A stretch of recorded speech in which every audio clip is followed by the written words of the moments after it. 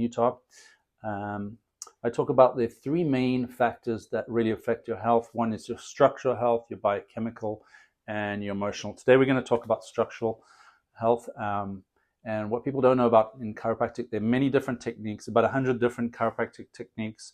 I'd say a large majority are more forceful type adjustments, and that's what most people think chiropractic is. But there are a lot of real subtle, precise, low force techniques, and those are the techniques that I do in my practice. And so a lot of people come to me because I don't use a lot of force. It's real gentle on the body, but we still get the results. And I want to share a couple of my techniques that I do.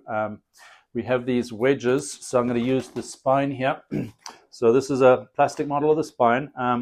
One of the ways I use to realign the low back pain is often about the hips, and so you have to have the hips aligned. What often happens is, one, the hips get out of alignment, not from a specific accident, it can happen, but just life, knocks, bumps, falls. Kind of like your car, the wheels are misaligned, not because you're in a car accident, but because you hit a curb here, a pothole, right? And so it's the same thing with the body. So what often happens is one of the hips rotates up and back and causes one of the legs to be shorter.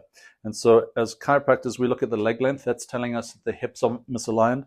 And so one of the nice ways that I gently correct the misalignment of the hips, we angle these wedges in a certain angle to help gravity help us realign the spine. And then we come and I use my hands to adjust gently. We also use instruments. This is called an impulse gun.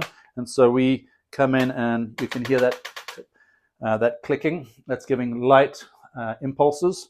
And this also has a sensor that lets me know how bad the problem area is. The longer it takes to beep means that there's more tension, more misalignment. So we use this in different parts of the spine, and we have different attachments this is for the lumbar spine.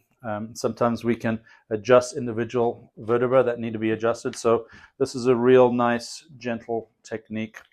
Then we also have, that's a kind of automatic adjusting tool. This is called an activator, also just real gentle. And then I use a lot of gentle techniques. In my office, I don't do a lot of forceful adjusting with the neck. I use my hands gently and these adjusting instruments.